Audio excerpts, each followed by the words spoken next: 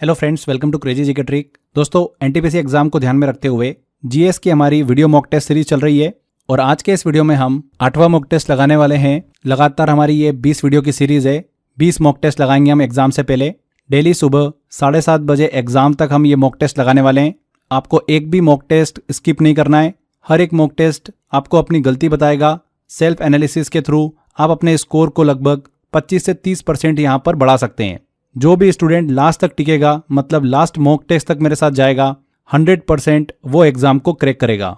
इससे पहले 7 mock test complete हो चुके हैं। अगर आपने वो मॉक टेस्ट नहीं लगाए तो आप प्लेलिस्ट को फॉलो कर लीजिए, वहां से आप प्रीवियस मॉक टेस्ट को भी लगा सकते हैं। अच्छा, लेक्चर स्टार्ट करें उससे पहले कुछ ज़रूरी इंस्ट्रक्शन है इस टेस्ट को लगाने के लिए। पहले एक बार जल्दी से हम वो कवर कर लेते हैं, फिर हम टेस्ट की तरफ चलेंगे। पहला, सीरियस बनो। बिस्तर पर लेटे हो तो उठ जाओ। हमको बैठना है टेबल कुर्सी पर, ठीक है। कोई भी टाइम पास वीडियो नहीं होगा। तुम्हारा रियल प्रैक्टिस टेस्ट है, क्योंकि जिस तरीके से तुम प्रैक्टिस करोगे उसी तरीके से पेपर में परफॉर्मेंस होने वाली है।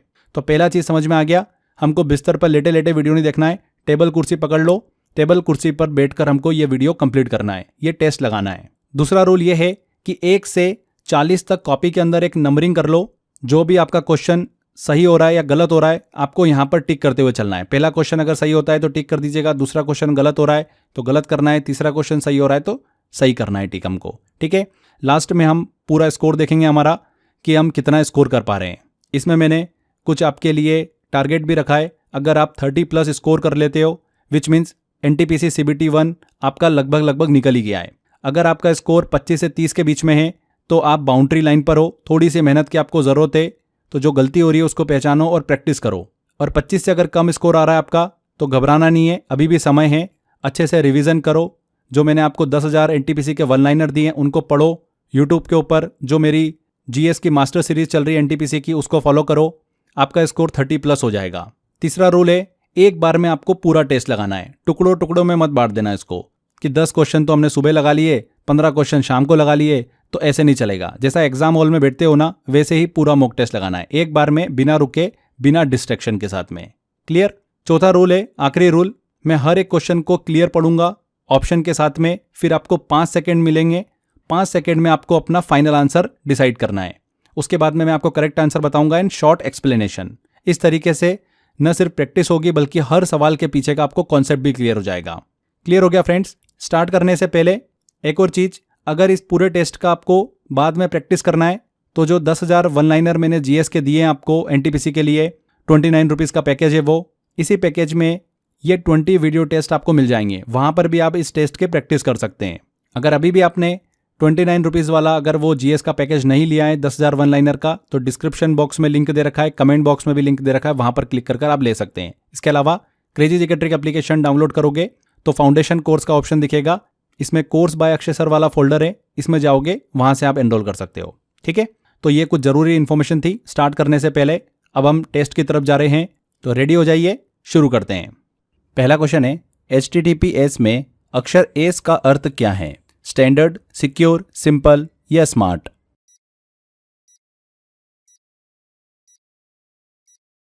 तो HTTPS का फुल फॉर्म होता है hyper text transfer protocol secure, जो HTTP का सिक्योर वर्जन है। इसमें डेटा इंक्रिप्शन के लिए SSL या फिर TLS सिक्योर सॉकेट लेयर या ट्रांसपोर्ट लेयर सिक्योरिटी प्रोटोकॉल का यूज़ किया जाता है। ये वेबसाइट पर यूज़र और सर्वर के बीच में कम्युनिकेशन को सिक्योर बनाता है। एस का मतलब है डेटा ट्रांसमिशन इंक्रिप्टेड है, जिससे अनऑथराइज्ड एक्सेस और साइबर अटैक्स का खतरा जो है वो कम हो जाता है। ये ऑनलाइन बैंकिंग, सिक्योर ट्रांजेक्शन्स, इनके लिए कंपलसरी प्रोटोकॉल है। तो यहाँ पर एस का अर्थ है सिक्योर। B answer. हिंदू पंचांग के अनुसार भगवान महावीर स्वामी की जयंती किस महीने में मनाई जाती है? ऑप्शन ए चैत्र, कार्तिक, माघ या वैशाख?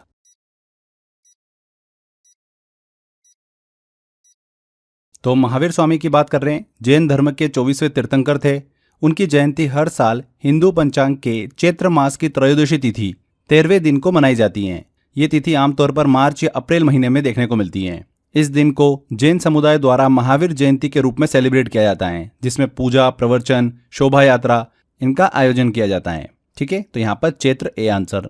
प्याज के ऊतक को छिलने, काटने या कुचलने से कौन सा एंजाइम निकलता है जिससे हमारी आंखों में आंसू आ जाते हैं?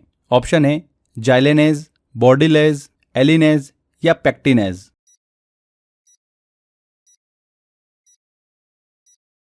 तो करेक्ट आंसर है इसका एलिनेज। जब प्याज अनियन को छिला जाता है या काटा या कुचला जाता है तो उसमें से एलिनेज एंजाइम निकलता है।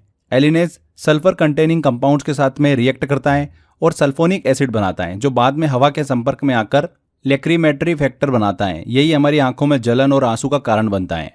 तो यहाँ पर सी आंसर एलिनेज। नेक्स्ट है, बौद्ध दर्शन में शून्यता का सिद्धांत किसने विकसित किया? वसुबंधु, नागार्जुन, धर्मकृति या बुद्ध?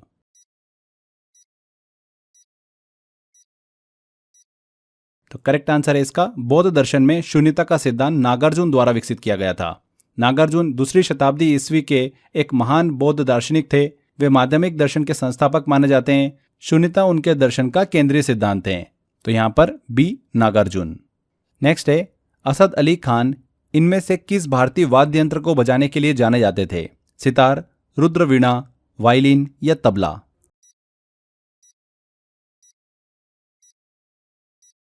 तो उस्ताद असद अली खान की बात करें तो भारत के प्रसिद्ध क्लासिकल इंस्ट्रूमेंटलिस्ट थे, जिन्हें विशेष रूप से रुद्रवीणा बजाने के लिए जाना जाता है। रुद्रवीणा एक प्राचीन और दुर्लभ स्ट्रिंग इंस्ट्रूमेंट है जिसे हिंदुस्तानी शास्त्रीय संगीत में विशेष स्थान प्राप्त है।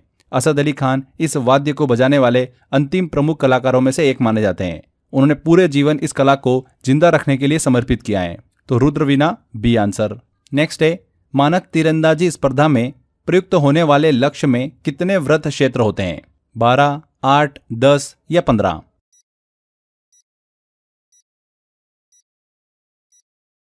तो आर्चरी तीरंदाजी में जो स्टैंडर्ड टारगेट होता है उसमें 10 कॉन्सेंट्रिक सर्कल्स होते हैं, वृत्तीय क्षेत्र। इन सभी जोन को स्कोरिंग रिंग्स कहा जाता है। जैसे ही कोई तीर बीच के जोन बुल्सआई के पास लगता है तो उसे ज्यादा अंक मिलते हैं। इनर मोस्ट जोन जो होता है वहां पर लगने पर 10 पॉइंट मिलते हैं, आउटर मोस्ट जोन पर लगने पर 1 पॉइंट मिलता है। यह नियम ओलंपिक स्टाइल आर्चरी में उपयोग किया जाता है। तो सी आंसर सही होगा। 10 वृत्त क्षेत्र होते हैं, कॉन्सेंट्रिक सर्कल्स होते हैं। अगला क्वेश्चन है, निम्नलिखित में से कौन सा कर संघ द्वारा लगाया जाता है, कौन सा टैक्स संघ द्वारा लगाया जाता है लेकिन राज्य द्वारा एकत्र और विनियोजित किया जाता है? ऑप्शन है लैंड रेवेन्यू, भू राजस्व, स्टैम्प ड्यूटी, मुद्रा शुल्क, रेलवे या आयकर पर अभिभार?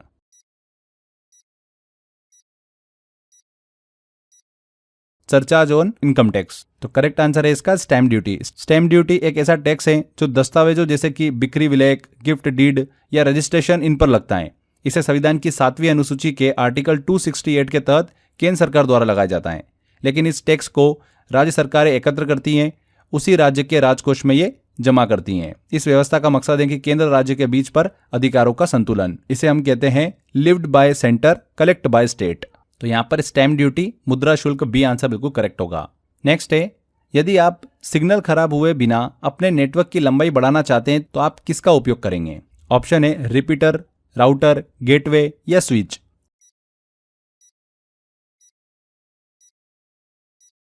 तो करेक्ट आंसर होगा इसका रिपीटर। रिपीटर एक नेटवर्क डिवाइस है जो वीक या डिग्रेडेड सिग्नल्स होते हैं उनको रीजनरेट और एम्पलीफाई करता है। इसका use long distance network connections के लिए किया जाता है। राउटर, गेटवे और स्विच नेटवर्किंग टास्क के लिए उपयोग होते हैं, लेकिन सिग्नल को एम्पलीफिकेशन का कार्य नहीं करते हैं, इसलिए रिपीटर ए आंसर यहां पर बिल्कुल करेक्ट होगा। अगला क्वेश्चन है, निम्न में से न्यूटन्स का कौन सा गति का नियम यह समझाने में सहायता करता है कि जब गेंद दीवार से टकराती है तो वापस लौट क्यों आती है? ऑप्शन है फर्स्ट लॉ ऑफ मोशन, पहला नियम, दूसरा नियम, तीसरा नियम या इनमें से कोई नहीं?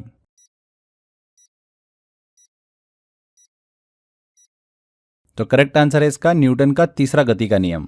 देखिए, हर क्रिया एक्शन की समान और विपरीत प्रतिक्रिया रिएक्शन होती है, ये कहता है न्यूटन का तीसरा नियम। जब आप एक गेंद को दीवार पर फेंकते हैं तो वो क्या करती है? दीवार पर फोर्स लगाती है, यह है एक्शन। उसी समय दीवार भी उसी मात्रा में और विपरीत दिशा में गेंद पर बल लगाती है, यह है रिएक्शन। यही प्रतिक्रिया गेंद को वापस उछाल देती है, इसीलिए गेंद का वापस लौटना Newton third law of motion का एक प्रत्यक्ष एग्जाम्पल है। न्यूटन का जो फर्स्ट लॉ है वो इनर्शिया से जुड़ा हुआ है, जड़त्व से जुड़ा हुआ है। दूसरा नियम जो है वो फोर्स एंड एक्सेलरेशन से संबंधित है, प्रतिक्रिया से संबंधित नहीं है। तो रिएक्शन प्रतिक्रिया से संबंधित है, third law of motion, C answer. Next है, रिवॉल्वर पिस्टल का आविष्कार किसने किया था? William Hunt, Robert Goddard, Henry Ogle या सैमुअल कोल्ट?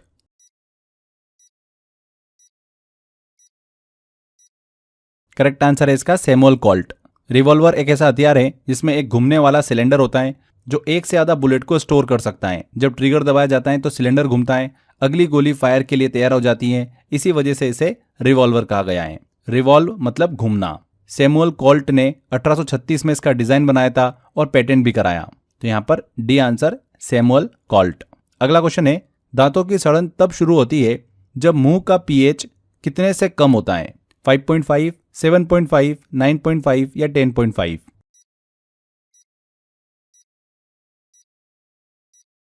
तो हमारे मुंह का सामान्य पीएच लगभग 6.5 से 7.5 होता है, लेकिन जब हम ज़्यादा मीठी चीज़ें खाते हैं तो बैक्टीरिया उन्हें एसिड में बदल देता है और मुंह का पीएच 5.5 से नीचे चला जाता है और इसी कारण से दांतों में सड़न शुरू हो जाती है। तो यहाँ पर पूछा गया जब मुंह का पीएच कितने से कम होता है? 5.5 से कम होता है तब दांतों में सड़न शुरू होती है। तो ए आंसर। निम्नलिखित में से कौन सी मिश्र धातु अलॉय, तांबे और जस्ते से बनी हुई होती है? कॉपर और जिंक से। ऑप्शन है मोनल धातु, मैग्नेलियम, रोल्ड गोल्ड या डच धातु।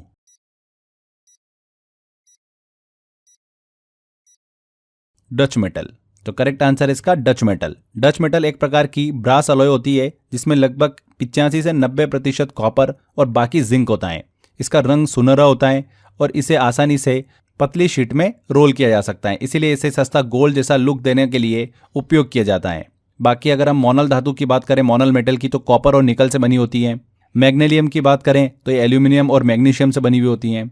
रोल्ड गोल्ड की बात करें तो ये भी कॉपर और जिंक से नहीं बनी हुई होती हैं। तो इसलिए D answer Dutch metal clear समझ में आ रहा है। प्रसिद्ध नृतक बिरजू महाराज ने 2016 में किस फिल्म के लिए सर्वश्रेष्ठ नृत्य निर्देशक का फिल्म फेयर पुरस्कार जीता था? ऑप्शन है बेफिक्रे, दंगल, मोहनजोदारो या बाजीराव मस्तानी।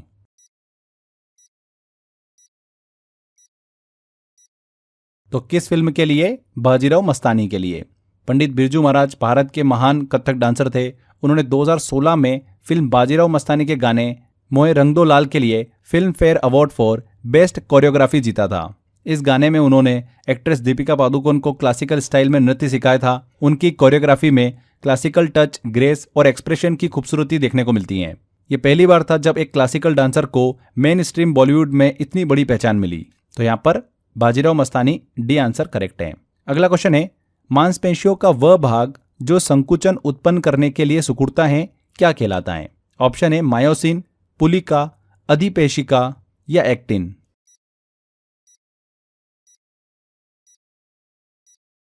तो करेक्ट आंसर है इसका एक्टिन।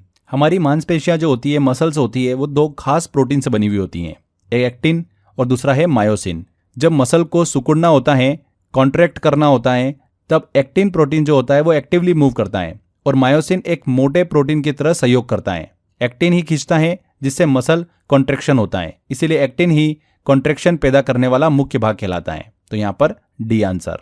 भारत के उस स्थान का नाम क्या है जहां पर 0 मील का पत्थर 0 माइल स्टोन देखा जा सकता है, जिसमें बलुआ पत्थर से बने 4 घोड़ों युक्त एक स्तंभ की आकृति बनी हुई है? ऑप्शन है भोपाल, सूरत, इटारसी या नागपुर।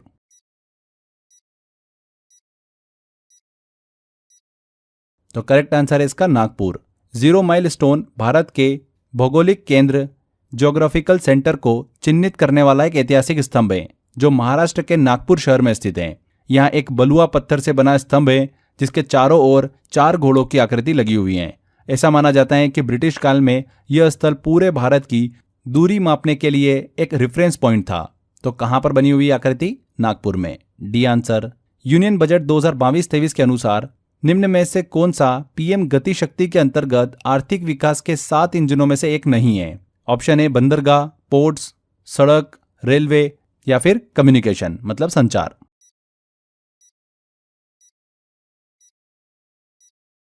करेक्ट आंसर है इसका कम्युनिकेशन, संचार। पीएम गति शक्ति योजना एक मेगा इंफ्रास्ट्रक्चर योजना है जिसमें 7 ग्रोथ इंजन तय किए गए हैं। इसमें शामिल है रोड, सड़कें, रेलवे, हवाई अड्डे, बंदरगाह, जल मार्ग, मास ट्रांजिट एंड लॉजिस्टिक इंफ्रास्ट्रक्चर। लेकिन कम्युनिकेशन, संचार को इसमें एक इंजन के रूप में शामिल नहीं किया गया है। इसका मुख्य उद्देश्य मल्टी मॉडल कनेक्टिविटी और तेजी से प्रोजेक्ट इंप्लीमेंटेशन है। यह योजना ईज ऑफ डूइंग बिजनेस और लॉजिस्टिक कॉस्ट घटाने पर केंद्रित है। तो यहाँ पर 7 इंजनों में से इनमें से कौन सा नहीं है? तो कम्युनिकेशन।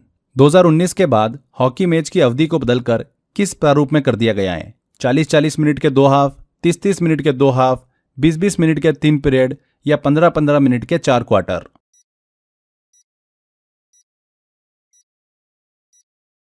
तो करेक्ट आंसर है इसका 15-15 मिनट के 4 क्वार्टर। 2019 से पहले हॉकी में 35-35 मिनट के 2 हाफ होते थे, बीच में 10 मिनट का ब्रेक था।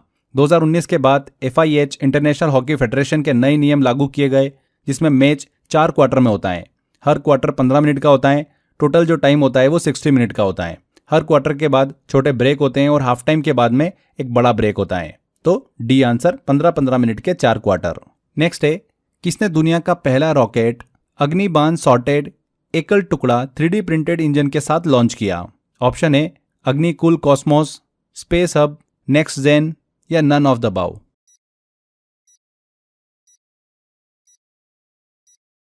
तो इसका करेक्ट आंसर है अग्निकुल कॉस्मोस। अग्निकुल कॉस्मोस एक भारतीय स्टार्टअप है जिसे IIT मद्रास के सहयोग से शुरू किया गया था।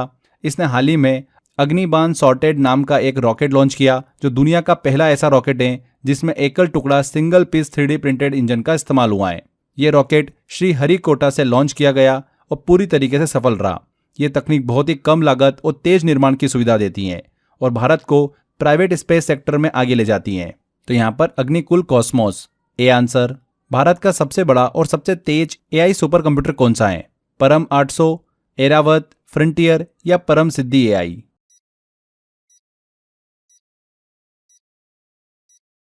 तो करेक्ट आंसर है इसका एरावत। एरावत को भारत सरकार के ministry of electronics and IT द्वारा विकसित किया गया। यह super computer AI specific task के लिए बनाया गया है। भारत का सबसे तेज और सबसे शक्तिशाली AI सुपर कंप्यूटर माना जाता है। 2023 में इसे दुनिया के टॉप AI सुपर कंप्यूटर की सूची में भी शामिल किया गया था। तो यहाँ पर बी आंसर एरावत करेक्ट होगा। अगला क्वेश्चन है, आयरकुट के नेतृत्व में ब्रिटिश सेना ने कब पोर्टो नोवो में हैदर अली को हराया और मद्रास को बचाया था? ऑप्शन है जुलाई 1780 में, जुलाई 1771 में, जुलाई 1781 में या जुलाई 1761 में।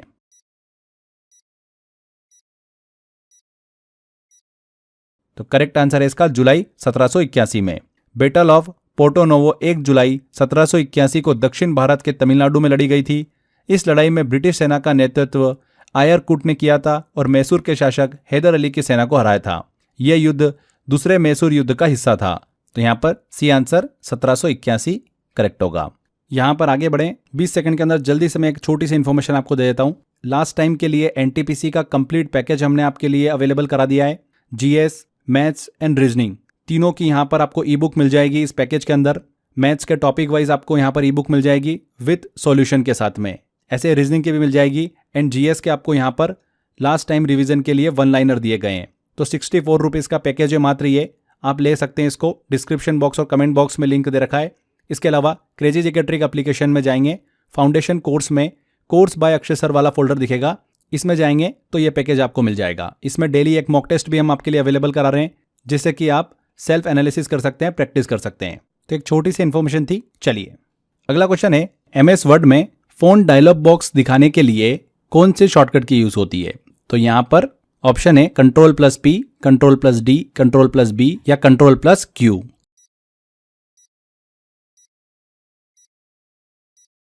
करेक्ट आंसर होगा इसका Ctrl+D। Ctrl+D का यूज माइक्रोसॉफ्ट वर्ड में फोन डायलॉग बॉक्स को ओपन करने के लिए किया जाता है। इस बॉक्स से फोंट स्टाइल, साइज, कलर और इफेक्ट्स को चेंज किया जा सकता है।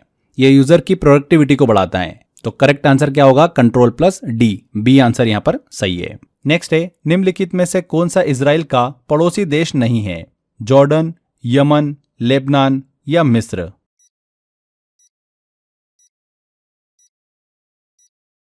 तो इजराइल के अगर हम 4 प्रमुख देशों की बात करें तो लेबनान आता है उत्तर में, सीरिया आता है उत्तर पूर्व में, जॉर्डन आता है पूर्व में एंड मिस्र जो है वो दक्षिण पश्चिम में स्थित है।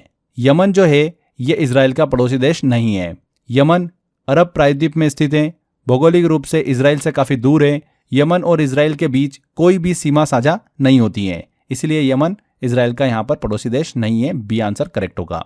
GDP के संदर्भ में आधार वर्ष किसे दर्शाता है? वह वर्ष जिसमें GDP सबसे कम हो, वह वर्ष जिसमें GDP सबसे अधिक हो, वह वर्ष जिसका उपयोग नाम मात्र GDP की गणना के लिए किया जाता है, या वह वर्ष जिसकी कीमतों का उपयोग वास्तविक GDP की गणना के लिए किया जाता है।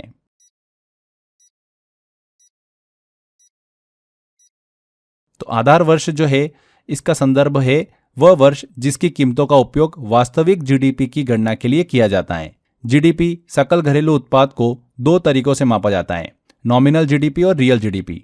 नॉमिनल जीडीपी वर्तमान कीमतों करंट प्राइस पर मापी जाती है।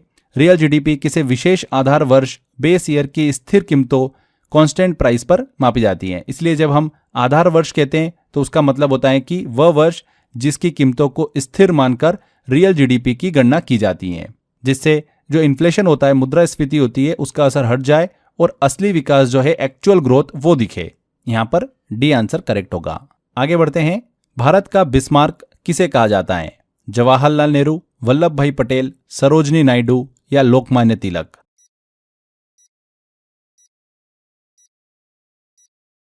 तो भारत का बिस्मार्क कहा जाता है वल्लभ भाई पटेल को। सरदार वल्लभ भाई पटेल को बिस्मार्क इसलिए कहा जाता है क्योंकि उन्होंने जर्मनी के बिस्मार्क की तरह ही भारत को एकजुट किया था।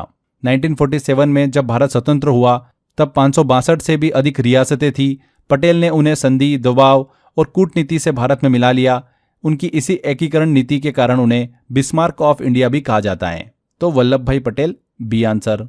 ब्रिटिश भारत के किस वायसराय ने भारतीय सांख्यिकी सर्वेक्षण स्टैटिस्टिकल सर्वे ऑफ इंडिया कराया था? Option A Lord Mayo, Lord Canning, Lord Auckland या लॉर्ड डलहौजी?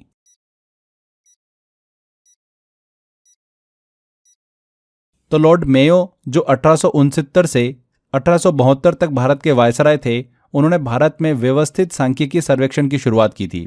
उनका उद्देश्य था जनसंख्या, कृषि, भूमि और राजस्व से जुड़ी आंकड़ों को इकट्ठा किया जाए ताकि प्रशासनिक नीतियां बनाना आसान हो सके। ये जो सर्वेक्षण है आगे चलकर सांख्यिकी विभाग की नींव बना, जो आज के भारत के सेंसस और डेटा सिस्टम की शुरुआत माना जाता है। तो यहाँ पर लॉर्ड मेयो ए आंसर। हाल ही में माउंट तारानाकी को कानूनी व्यक्ति घोषित किया गया। यह पर्वत किस देश में स्थित है?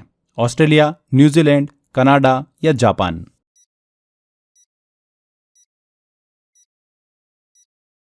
करेक्ट आंसर है इसका न्यूजीलैंड। माउंट तारानाकी की बात करें तो न्यूजीलैंड का एक पवित्र पर्वत है जिसे हाल ही में लीगल पर्सन का दर्जा दिया गया। इसका मतलब है कि अब यह पर्वत अपने अधिकारों की रक्षा के लिए अदालत में प्रतिनिधित्व पा सकता है जैसे कोई इंसान। यह फैसला माओरी जनजातियों की आस्था और पारंपरिक अधिकारों की मान्यता के तहत लिया गया। तो यहाँ पर माउंट तारानाकी कहाँ पर स्थित है? न्यूजीलैंड में स्थित है। अगला है रेलवे और सामान्य बजट को किस वर्ष जोड़ा गया था? 2015, 2016, 2017 या 2018 में?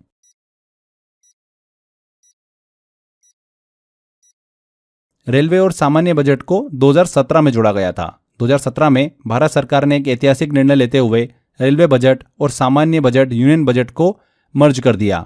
इससे पहले 1924 से रेलवे का बजट अलग से पेश किया जाता था। यह विलय का उद्देश्य था बजट प्रक्रिया को सरल बनाना, फंड आवंटन को बेहतर बनाना, रेलवे को वित्तीय रूप से ज्यादा लचीलापन देना। अब रेलवे के खर्च और योजनाएं सीधे सामान्य बजट में शामिल होती हैं। तो 2017 से इन्हें आपस में जोड़ दिया गया। नेक्स्ट है चार्ल्स विल्किंस द्वारा अनुदित भगवद गीता का अंग्रेजी संस्करण सबसे पहले किस वर्ष प्रकाशित हुआ था? 1665, 1785, 1725 या 1885 में?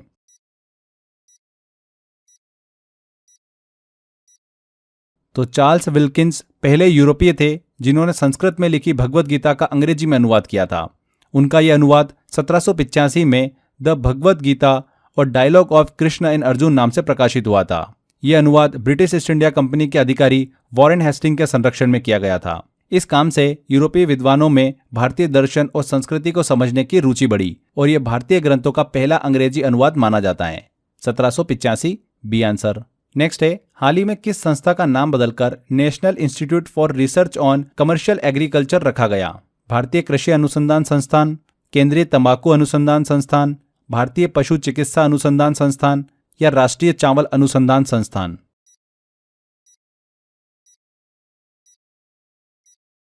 तो केंद्रीय तंबाकू अनुसंधान संस्थान का नाम बदलकर क्या रखा गया? National institute for research on commercial agriculture.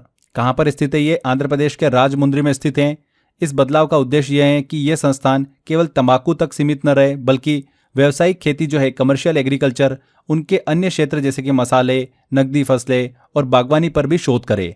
ये भारत सरकार के ICAR Indian council of agriculture research के अंतर्गत आता है। तो यहाँ पर B answer, central tobacco research institute. Next question है ग्रीन GDP के लिए पारिस्थितिकी तंत्र का मूल्यांकन करने वाला भारत का पहला राज्य कौन बना है? गुजरात, तेलंगाना, उत्तराखंड या छत्तीसगढ़?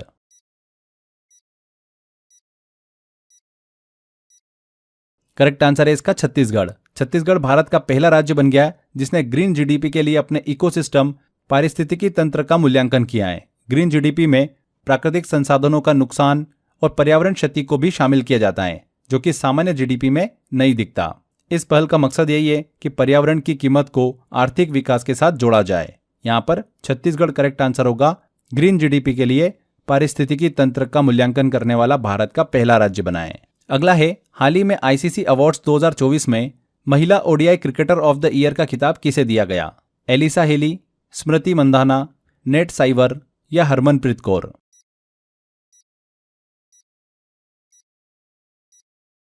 तो 2024 में महिला ODI cricketer of the year का खिताब दिया गया स्मृति मंधाना को। भारत की प्रमुख महिला क्रिकेटर हैं।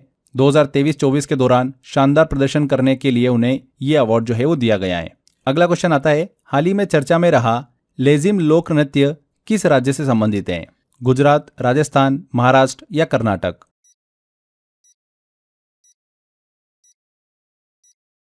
तो लेजिम एक पारंपरिक महाराष्ट्रीयन लोक नृत्य है जिसे विशेष रूप से शारीरिक व्यायाम और त्योहारों के दौरान प्रस्तुत किया जाता है। इस नृत्य में कलाकार एक विशेष धातु की जंजीर जैसी छोटी सी छड़ी होती है, इसे लेजिम कहा जाता है, उसको हाथ में पकड़कर लयबद्ध ढंग से नाचते हैं। ये नृत्य हाल ही में स्वतंत्रता दिवस और गणतंत्र परेड में भी शामिल होने के कारण खबरों में रहा था। तो लेजिम लोक नृत्य किस राज्य से संबंधित है? महाराष्ट्र से संबंधित है। मानव सिर में 29 हड्डियां होती है, इनमें से कौन सा वर्गीकरण सही है? 4 ऑप्शन है, अलग अलग कॉम्बिनेशन दे रखे हैं, जल्दी से आंसर निकालिए।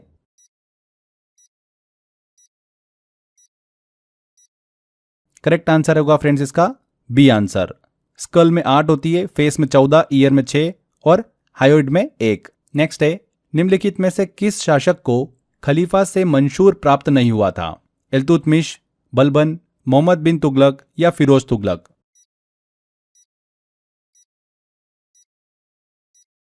तो मंशूर क्या होता है? एक प्रकार का राजकीय मान्यता पत्र होता है जिसे खलीफा द्वारा दिया जाता था, जिससे किसी शासक को धार्मिक और राजनीतिक मान्यता मिलती थी। इल्तुतमिश को खलीफा से मंशूर मिला था, वह ऐसा करने वाला पहला सुल्तान था। मोहम्मद बिन तुगलक और फिरोज तुगलक को भी यह मान्यता मिली थी, लेकिन बलबन जो एक शक्तिशाली शासक था, खुद को खलीफा से ऊपर मानता था और उसने मंशूर नहीं लिया। वह अपने शासन को स्वतंत्र और आत्मनिर्भर दिखाना चाहता था। तो यहाँ पर बी आंसर बलबन। बलबन को खलीफा से मंशूर प्राप्त नहीं हुआ था। अगला क्वेश्चन है, साउदर्न कोस्ट रेलवे की स्थापना कब हुई थी? 2009, 2014, 2019 या 2021?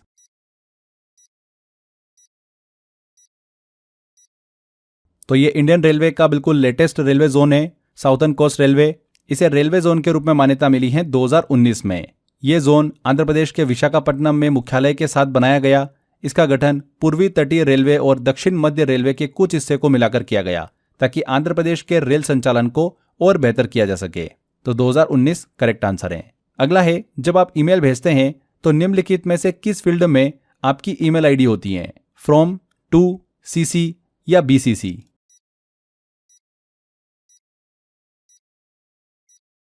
तो फ्रॉम फील्ड में सेंडर की ईमेल आईडी होती है, जो यह शो करती है कि ईमेल किसने भेजा है। टू फील्ड में रिसीवर की ईमेल आईडी होती है।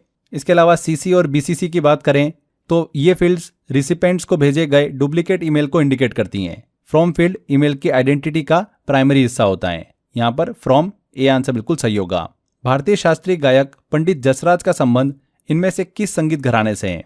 पटियाला घराना, डागर घराना, ग्वालियर घराना या मेवाती घराना?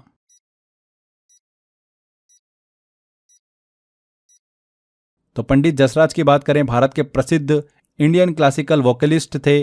उनका संबंध मेवाती घराने से था। मेवाती घराने की बात करें तो इस घराने में रागों की प्रस्तुति भाव प्रदान होती है। गायकी में भक्ति और भावनाओं का गहरा मेल होता है। सुर एकदम साफ, मधुर और स्थिर होते हैं। इन्होंने हैवली संगीत और सेमी क्लासिकल जैसे कि ठुमरी, भजन, इनको भी बढ़ावा दिया। तो भारतीय शास्त्रीय गायक पंडित जसराज का संबंध किस घराने से है? मेवाती घराने से है। नेक्स्ट क्वेश्चन है, एसएटीएस प्रणाली किस प्रकार की तकनीक पर आधारित है? क्यूआर कोड और ओटीपी, आरएफआईडी और स्कैनर, स्मार्ट कार्ड और बायोमेट्रिक एक्सेस या मैनुअल चेकिंग?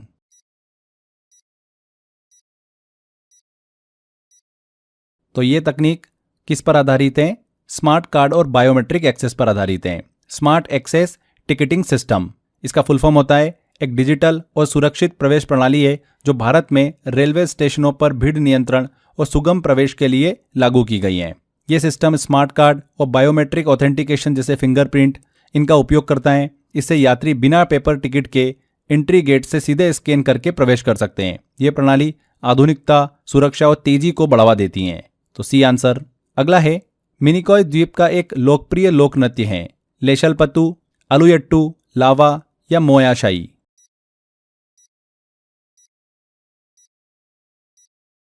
तो लावा नृत्य मिनिकॉय आइलैंड लक्षद्वीप का एक प्रमुख फोक डांस है। यह नृत्य खास तौर पर त्योहारों और धार्मिक समारोह के समय किया जाता है। इसमें पुरुष पारंपरिक ड्रेस पहनकर समूह में नाचते हैं और इसमें रिथमिक मूवमेंट्स और चांटिंग शामिल होती हैं।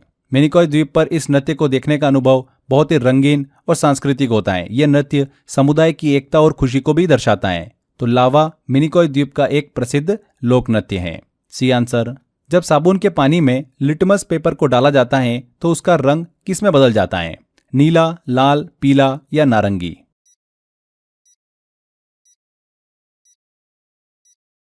तो सोप सॉल्यूशन थोड़ा सा बेसिक अल्कलाइन होता है, मतलब उसका पीएच 7 से ऊपर होता है। अगर हम उसमें लिटमस पेपर डालें तो रेड लिटमस पेपर को ये टर्न कर देगा ब्लू में, क्योंकि सॉल्यूशन जो होगा वो बेसिक है। ब्लू लिटमस पर कोई भी असर नहीं होगा। इसलिए जब लिटमस को सोप वाटर मतलब साबुन के पानी में डुबोते हैं तो वो नीला हो जाता है और ये कंफर्म करता है कि सॉल्यूशन बेसिक नेचर का है। तो यहाँ पर ए आंसर नीला।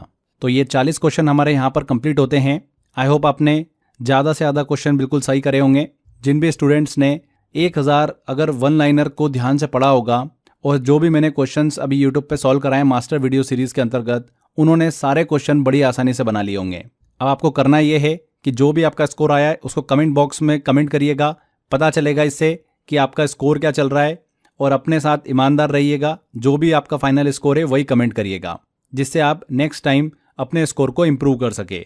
अपनी गलती को पहचानो, एनालिसिस करो कि कौन सा पार्ट आपका वीक है, उसको रिवाइज करो, एंड ये चीज़ें आपकी एग्ज़ाम में काम आएगी। आपके एग्ज़ाम के स्कोर को 25 से 30% बढ़ाएगी। एनटीपीसी को लेकर 20 वीडियो मॉक टेस्ट मैं आपके लिए लेकर आने वाला हूँ यूट्यूब पर। बेटर होगा कि आप अपनी प्रिपरेशन को अच्छा रखें। एनटीपीसी के लिए अगर जीएस को लेकर अगर आप प्रॉब्लम फेस कर रहे हैं तो जीएस का मैंने बहुत अच्छा सॉल्यूशन बना रखा है आपके लिए। देखिए, आपके पास ऑप्शन अवेलेबल है। मैंने आपको जीएस के लिए फ्रेंड्स 10,000 वन लाइनर दे रखे हैं, उनको अच्छे से पढ़ लीजिए। प्रीवियस ईयर क्वेश्चन भी है और ऐसे क्वेश्चन भी है जो एग्जाम के अंदर पूछे जा सकते हैं। बहुत ही सिस्टमेटिक तरीके से मैंने उसको आपके लिए प्लान कर रखा है। इसके अलावा जो हम ये 20 वीडियो मॉक टेस्ट लगाने वाले हैं, इनकी आप प्रैक्टिस कर सकते हैं। ये भी मैंने इसी पैकेज में, जो अपना 10,000 वन लाइनर वाला पैकेज है जीएस का, इसी में मॉक टेस्ट डाल दिए हैं। आप इसकी वहाँ पर प्रैक्टिस भी कर सकते हैं। तो अलग से आपको कहीं पे भी जाने की ज़रूरत नहीं है। 10,000 जीएस के वन लाइनर वाला पैकेज ले लो। 29 रुपीज़ प्राइस है इसकी मात्र। प्रिंट आउट ले लेना, 30-40 रुपये में प्रिंट आउट निकल जाएगा आपका। अच्छे से रिवीजन करते रहो। कहाँ से लोगे आप ये? तो डिस्क्रिप्शन बॉक्स और कमेंट बॉक्स में लिंक दे रखा है, यहाँ से भी आप इस पैकेज को ले सकते हो। इसके अलावा crazy GK trick application download करोगे, वहाँ पर फाउंडेशन कोर्स वाला एक फोल्डर है, जिसमें जाओगे तो कोर्स बाय अक्षय सर वाला फोल्डर दिखेगा, इसमें आपको मिल जाएगा। ऊपर ही ऊपर ऑप्शन दे रखा है, वहाँ पर आप क्लिक कर इसको एनरोल कर सकते हैं। तो आज के सेशन में फ्रेंड्स इतना ही। वीडियो अगर अच्छा लगा है, मेहनत अच्छी लगी है तो वीडियो को लाइक ज़रूर कर दीजिएगा, शेयर जरूर कर दीजिएगा, एंड कमेंट करके ज़रूर बताइएगा कि वीडियो कैसा लगा। अगर अभी तक आपने चैनल को सब्सक्राइब नहीं कराएं तो सब्सक्राइब कर लीजिए। मिलते हैं अगले वीडियो में। Till then, bye bye.